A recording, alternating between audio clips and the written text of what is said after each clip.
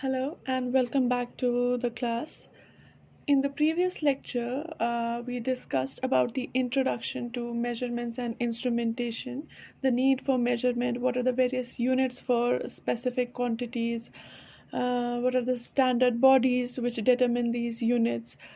Also, we discussed about the measurement standards, and then we ended with a brief discussion on errors. So today we'll be starting with the errors only. Okay, so giving a brief outline of today's lecture, we'll first be discussing what the errors are. So we'll define errors. Next, we are going to discuss about the representation of errors.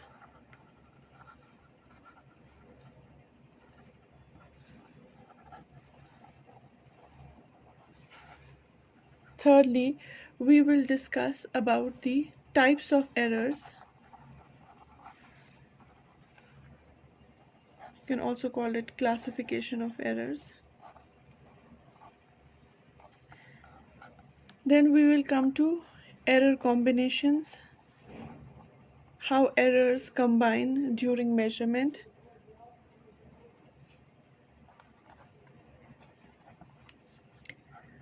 And lastly, about the errors, we are going to discuss some statistical measures that we take to minimize errors or get an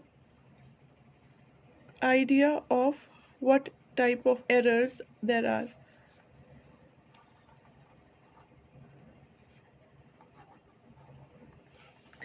Okay, so about errors, we already know that no device is perfectly accurate.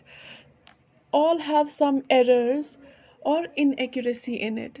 It is important to understand how these errors are specified and how they combine to create even greater errors in measurement systems. Although it is possible that in some cases errors might most completely cancel each other's effect, or they are so small that they remain undetected, but we should always consider the worst case combination or worst case scenario for the errors. Apart from the equipment errors, there are observer errors also. So errors, actually, like yesterday we defined errors, that is actually deviation of a quantity from its true or rated value. Okay, for example, if we have a motor and say its rated value or that given by the manufacturer, its RPM is say 3333 RPMs. Okay, but when we measure the speed of this motor using or its rotations using a tachometer, it gives, so this value which is given by the manufacturer, that is actually called as the true value. Say I represent it by value 80. Okay, and then I am measuring it with a measuring instrument, and for measuring the measuring instrument for measuring the number of rotations of a motor, that is called a tachometer. So it gives you the measured value to be say equal to 3331 RPMs. So I represent it by say AM. So error, which is represented by say delta, it is equal to system output minus system input. Output is that we have measured using your this. So this is 3331 minus system input, which is actually your rated value, which is 3333. So whatever its value is, that is your error. Okay, so this is error. Error can obviously be either positive or it can be negative, depending upon whether system output is greater than system input or system input is greater than system output. So that is called as your deviation or error. When error is represented like this is called as your absolute error.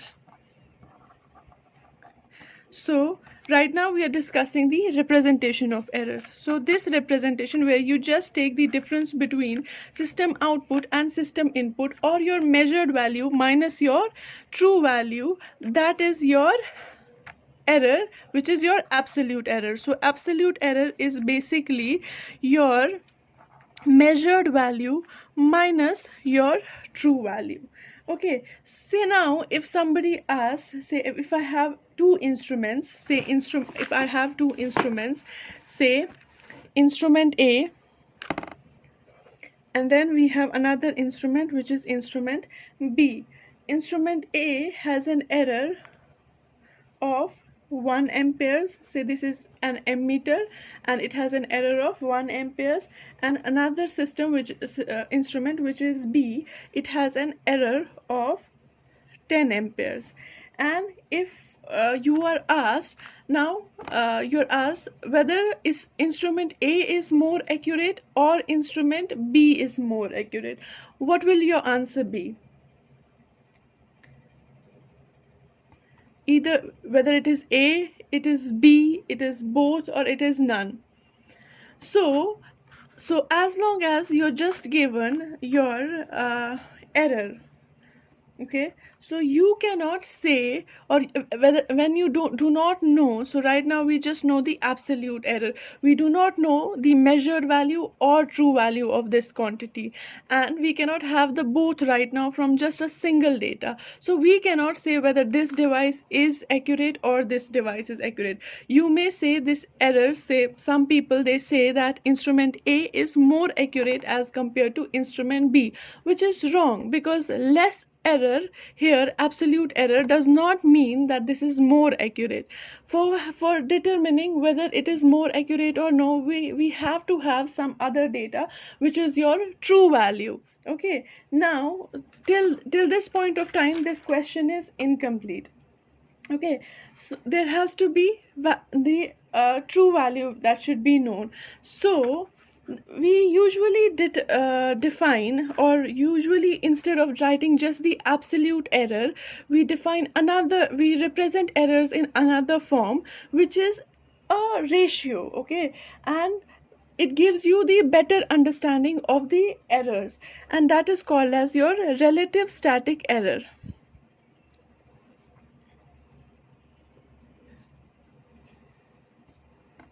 Okay, relative static error is what? It is actually represented by percentage, and you write it as RSE, and it is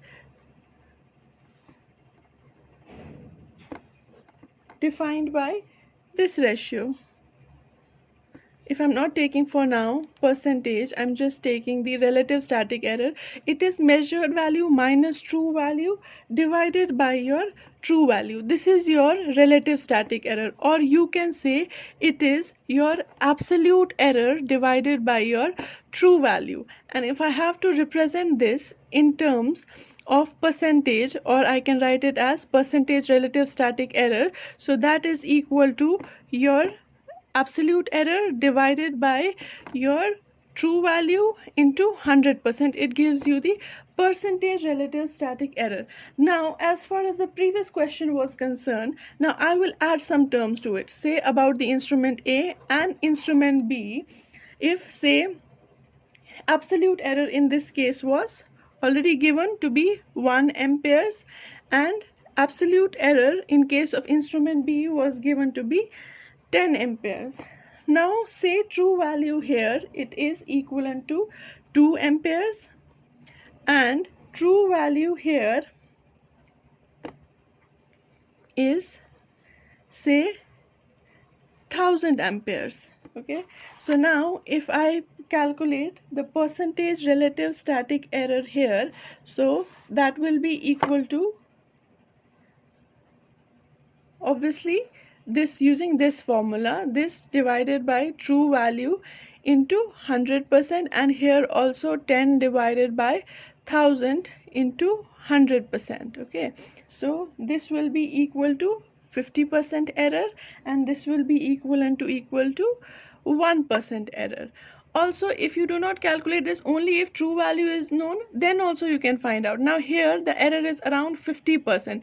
Looking at just this part, you could have said that this instrument is more accurate, but coming to this point, you know that it has a lot of error which is 50%, and looking at just this part, you could have said that this instrument is more at error, but now in the end it has only 1% of error. So now we can conclude that instrument B is more accurate as compared to instrument A. So whenever we are dealing with the accuracy of the instrument, or which instrument is having more error, in that case we should always know the true value, or in that case we should be having the knowledge about the relative static error, if not the true value. Okay, so now accuracy is a part of errors only. It is actually the reverse. Whenever error is more, your accuracy will be less. Whenever your accuracy is more, your error will be less. So accuracy is actually equal to 1 minus your relative static error, or if we have to write accuracy in terms of percentage, so that will be equal to 100 minus percentage of relative static error. These are the two ways in which we represent the errors, or we quantify the errors, which is your absolute errors and relative static error. Preferably we should always go for relative static errors. That gives you the better understanding of the instrument. Also, it's about its accuracy. Okay, there is another method of expressing errors which is referred to as parts per million, or ppm.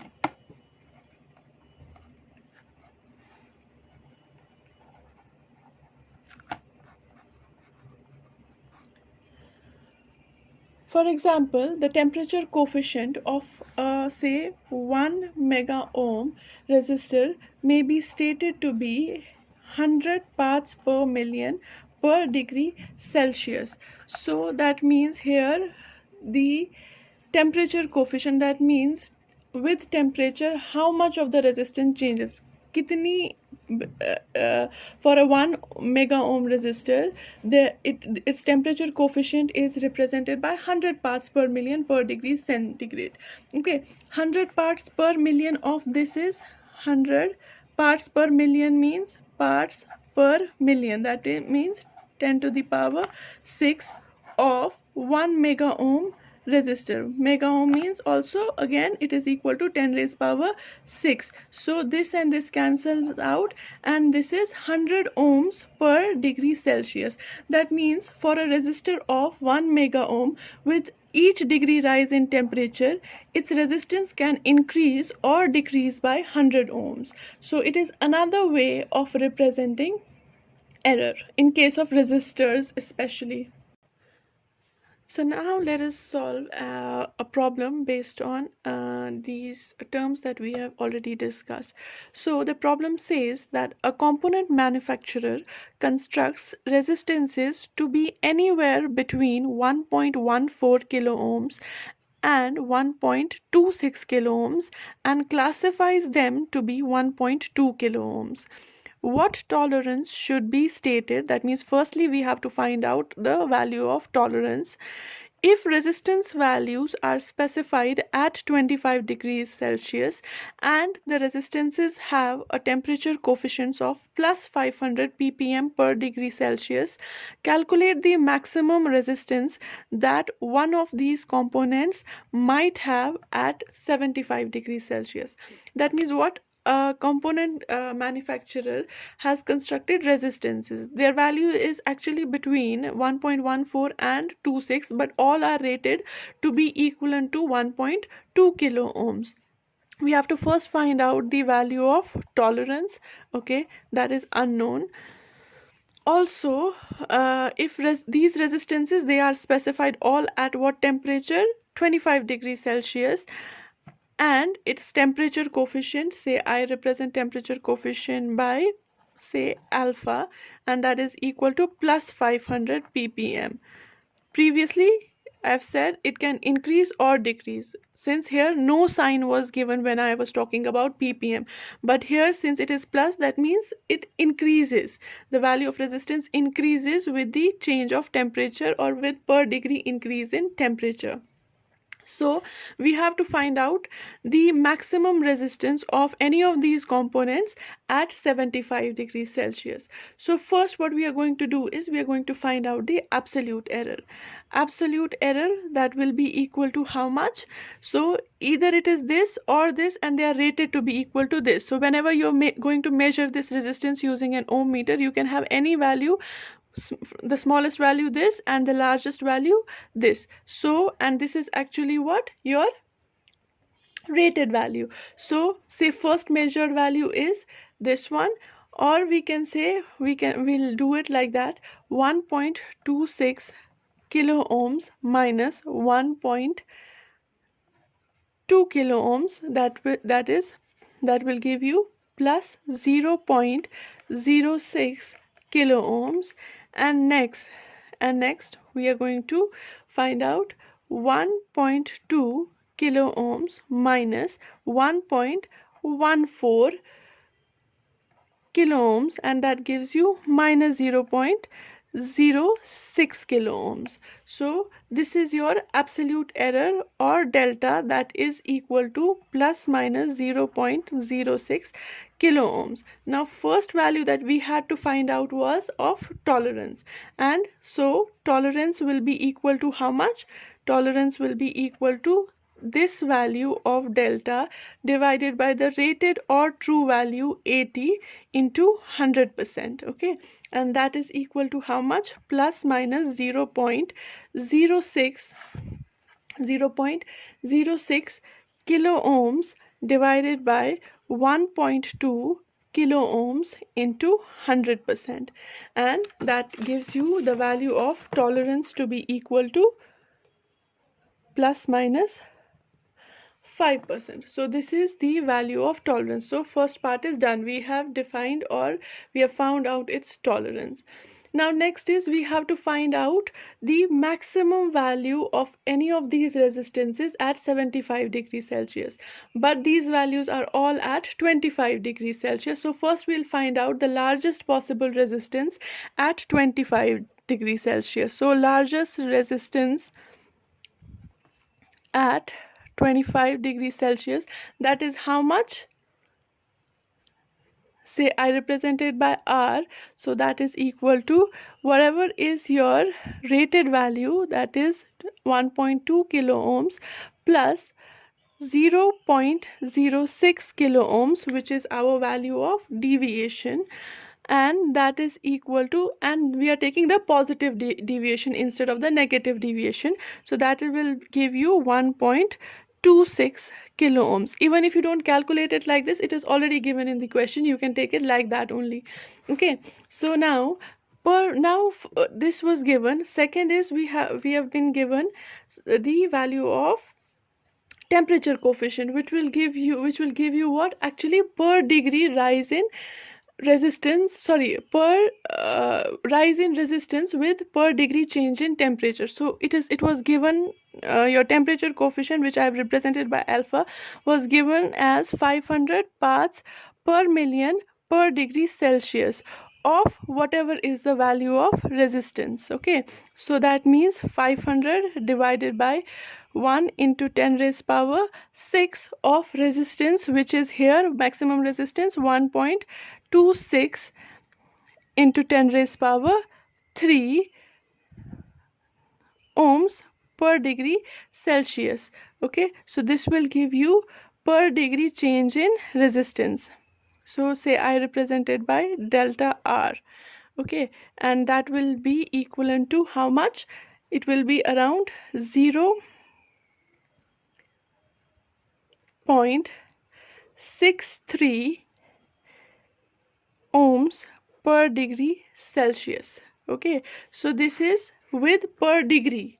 How much resistance changes? That is 0.63 ohms. There is increase, but this was at the values were given at 25 degrees Celsius, and we have to calculate at 75 degrees Celsius. So the difference of temperature is how much? 75 minus 25 degrees Celsius. So that is equal to 50 degrees Celsius. So total change in resistance, say I represented by delta RT, that will be equal to how much? This into this value, 0.63, and that is equivalent to 31.5 ohms. So now the maximum resistor value, say I take it Rm at 75 degrees Celsius, that would be equal to the resistance value at 25 degrees, which is 1.26, plus this value of change in resistance, that is equal to 1.26 kilo ohms, plus 31.5 ohms, that is equal to 1.2915 kilo ohms. Okay, so this is how we have used the concept of errors, tolerances, or parts per million, or representation of error, be it absolute error, be it a percentage error, or be it in parts per million, into any problem. Okay, so similar questions you can be asked in exams as well. Now next is measurement error combinations. So by far we have discussed the 3 points in the outline we had discussed earlier. Now we come to measurement error combinations.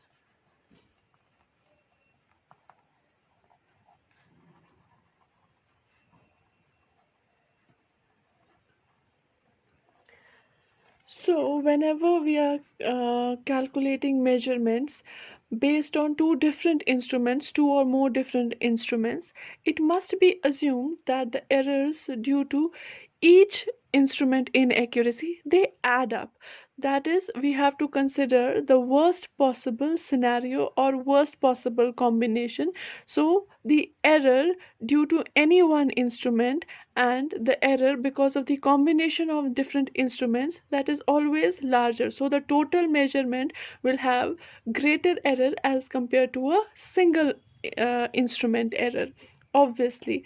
So now if we are taking, say, sum of two quantities, that means, for example, I have this total voltage, say, because of these two across this resistor I'm using, say, 1 voltmeter, and then I'm measuring the voltage across this another resistor, say R2, using another voltmeter, V2. Okay, so here, say, it gives you the output to be equal to V1 plus minus the absolute error of the voltage, that is delta V1, and this voltmeter gives you the voltage value across R2 to be this value voltage V2, which is measured, plus the absolute error due to the instrument, say delta V2. So now the total voltage across these two elements, E, will be this voltage, that is V1, plus the absolute error due to the voltmeter V1,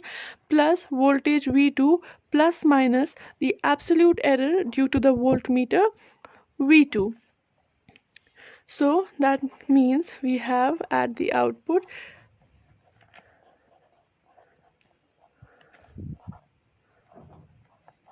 that means the two voltages that it has calculated, and plus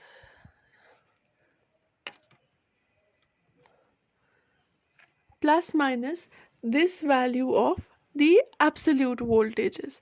Okay, so similarly we can have the differences of voltages as well. Say I have four resistances, this, say this is R1, R2, R3, and R4. I have to measure the voltage between these 2 points, so that will be, say, voltage this minus this. So I'm taking, say, the difference of quantities. In that case also, difference of quantities, we will have, say, these two voltages are, say, E here will be equal to V3 plus minus delta V3 minus V4 plus minus delta V4, or these are the absolute errors. So that will be V3 minus V4. These voltages will be subtracted, but errors will again add up. So this will be delta V3 plus delta V4. Okay, and if similarly we have the product of two quantities, say we have to measure power across a resistance or a resistive element, so we have to measure the voltage as well as current, so we have to take the product. So we'll have a reading from voltmeter, we have another if I'm not using say a wattmeter directly, I am using a voltmeter and an ammeter. So with them also the readings will be taken differently, and then also their errors are going to add up. But whenever we are doing quotient or division or multiplication, in that case instead of taking absolute errors we take the percentage errors. That means say if I have to measure the power, and obviously that is equal to E into I, say E is equal to E plus minus delta of E, and this is equal to I plus minus delta of I. Okay, so in that case whenever I am measuring the power or any of the product quantities, in that case instead of taking the absolute error we are going to take the percentage errors. So, or in general, if say I write the formula in general for any of the quantities, say I have a quantity x which is actually the sum of two quantities or the difference of two quantities, in that case error in x will be equal to, I'm just talking about the error, not the magnitude of the quantity, error will be plus minus error in A. Error here means absolute error, error in A plus error in B. Okay, so say there is another quantity x which is actually the product of two quantities, say A into B, then we'll have to consider here percentage error in x, and that will be equal to plus minus of percentage error in A plus percentage error in B. Similarly, if we have a quantity x which is actually A divided by B, then we calculate percentage error in x to be equal to plus minus again percentage error in A plus percentage error in B. If I have say another quantity x which is actually A raised power B, again we calculate the percentage error in x in this case, and that will be equal to plus minus whatever is the raised power times the percentage error in A. So you have to remember these formula for any mathematical problem that you are going to solve. Okay, I'm going to give you a problem now, and I hope that you will be able to solve that. I'll give you answers for each in the end and expect you to do the same. Okay, the question is, an 820 ohm resistor with an accuracy of 10% carries a current of 10 milliamps. The current was measured by an analog ammeter on a 25 milliamp range with accuracy of plus minus 2% of full scale. Calculate the power dissipated in the resistor and also determine the accuracy of the result. So these are the answers. So power, so two things you have to calculate the power dissipated. Power should be equal to 82 milliwatts and determine the accuracy of the result. The accuracy should be 80%, or you can say also the error could be 2%. So you have to evaluate that. So next is how we classify errors. What are the basic classifications, or you can say types of errors? So errors can broadly be classified into three categories. Okay, First one is gross errors. Second is systematic errors. And lastly, we have random errors. Okay, so gross errors. What are gross errors? Gross errors can be defined as those errors which happen due to human negligence. जैसे for example, if what I'm doing, if say in the ammeter, in a deflection type of ammeter or an electrical ammeter, there are two ranges that we can read. Say one is from 0 to 5 and another is from 0 to 25. Say I have set my ammeter on 0 to 25 scale, but then I'm taking the reading from the scale which is calibrated from 0 to 5. So that is what? That is human based error or error on my part. So that is classified as gross error.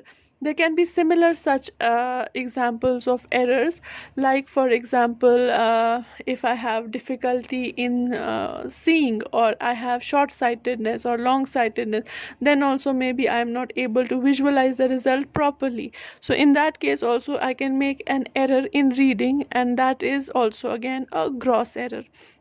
Or say for example,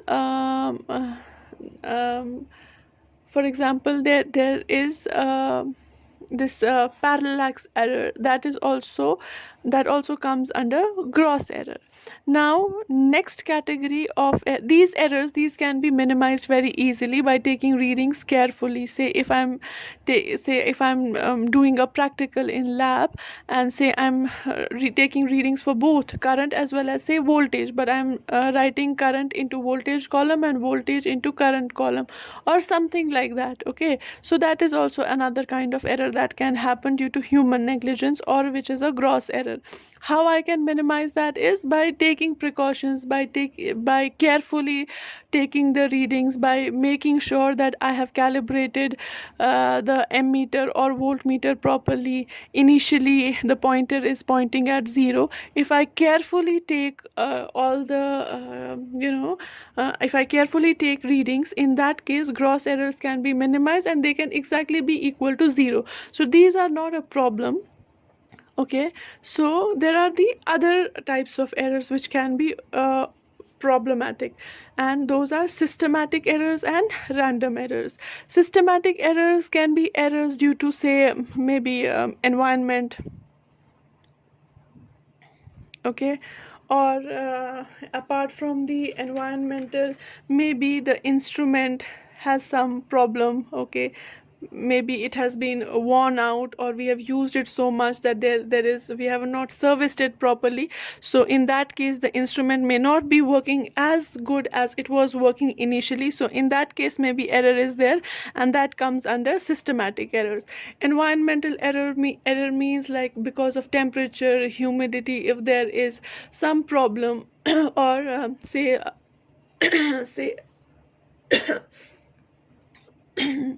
say an instrument is designed to work in certain temperature range, but by chance the temperature has increased or decreased to a range where it goes out of range for that particular instrument. That comes under systematic errors. Okay, so systematic errors are also they can be minimized by servicing the instruments properly, by taking care that we are using it in correct environmental conditions. There is not much of humidity, there's not much of, or it is not exceeding the temperature or humidity ranges of the instrument that we are measuring certain quantity with. So these errors are also not much of a problem.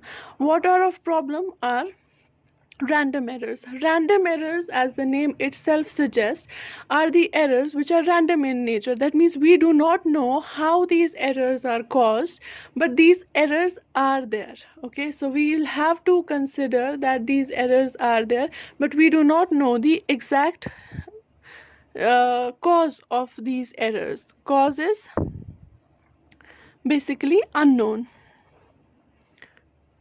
So since if we know what kind of errors there are, we can obviously measure it, and we can reduce it. But if we do not know about the errors, then in that case what happens is those errors are called random errors, and we cannot also minimize them, but their effect can be made to look a little less, and that is by using statistical analysis. So statistical analysis is used to reduce the effect of random errors which are because of unknown reasons. Okay, so first thing here being what we take in statistical analysis is mean. Okay, then we take deviation. Third, we take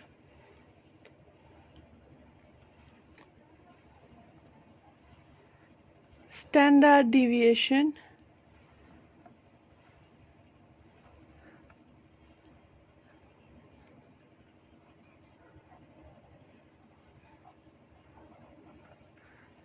And lastly, there is probable error, which is in terms of standard deviation only, that we'll discuss later on. Actually, there are three statistical measures that we take to minimize the effect of random errors.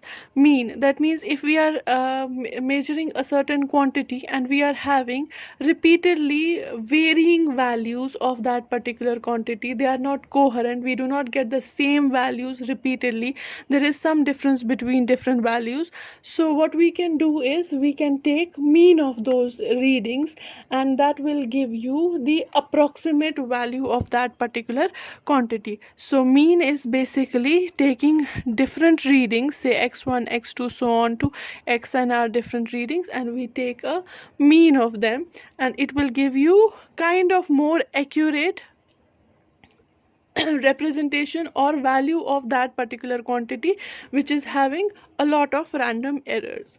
Okay, deviation means what? Deviation is actually the difference of that particular measurement from the mean value. That means if I take x minus x1, that gives you deviation 1. If I take x bar minus x bar, obviously means mean, and this is another reading that we take, that gives you deviations can be both positive or negative deviations, and similarly we can take n number of deviations.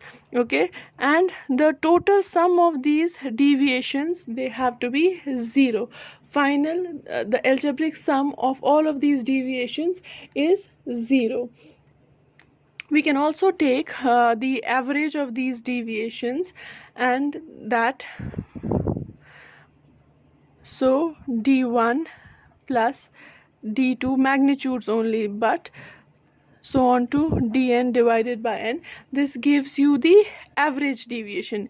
Average deviation is actually an indicator of measurement precision. Like this mean gives you more accurate answer, and this gives you more precise answer. We'll come to precision and accuracy in the next chapter or next lecture that we will discuss. We'll talk about accuracy and precision. Although they look quite similar to each other, or they may be used interchangeably, it is used interchangeably, but it should not actually be used interchangeably, because these two have two different meanings. So if we want more accurate answer, we should use mean, and if we need more precise answer, we should take the average of deviation. Now, what is standard deviation? Standard deviation is actually the root mean square values. Okay, that means, say if I represent standard deviation, I've already said it is represented by this symbol sigma, and this is equal to under root of deviation 1 square plus deviation 2 square plus so on to deviation n square divided by n. This is called as standard deviation. This produces the root mean square value of that particular quantity. It actually gives you an idea about the error, how much of random error is there. Since we have already said we cannot define random errors because we do not know the actual cause, and since we do not know the actual cause, we can't even measure it. This gives you a measure of approximate random error or probable error, and that error is equal to 0.6745 times your standard deviation. Okay, so your probable error is this multiplied by standard deviation, and it gives you the value. So these statistical analysis, these are used for quantifying or minimizing the random errors. Okay, so this is it for today's lecture. Thank you.